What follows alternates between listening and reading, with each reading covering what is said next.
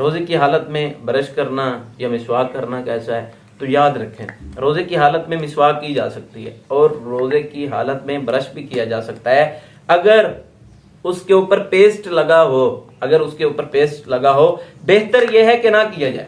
बेहतर क्या है? ना किया जाए, क्योंकि उसका जायका हलक में जाने का खदशा होता है, इस वजह से ना किया जाए। हाँ, जो महंगे पेस्ट आते हैं उनका जायका नहीं होता, वो कर सकते हैं। जो हमारे यहाँ आम मेडिकेम वगैरह या डॉक्टर वगैरह या सेंसोडीन ये चलती हैं, तो इनके अंदर जायका भी है और जो है ना वो हलक के अंदर जाने का भी खदशा होता है। तो ये अच्छे हैं, लेकिन वो जो ज्यादा अच्छे हैं, जो ज्यादा महंगे हैं, ना उनका जायका होता है, तो ना ही जो है ना वो हलक के अंदर जा सकते हैं, तो वो किए जा सकते हैं, उसके अंदर कोई हर्ज नहीं है। मिसवाक वगैरह भी की जा सकती है। तो याद रखें इस हवाले से कि हलक के अंदर आपने मिसवाक नहीं मारनी, ना ही आपने वो ब्रश वगैरह जो है ना वो इस तरह मारना है, तो ये जायज नहीं है। वैसे मिसवाक या ब्रश आप कर सकते हैं, इसके अंदर कोई भी हर्ज वाली बात नहीं है।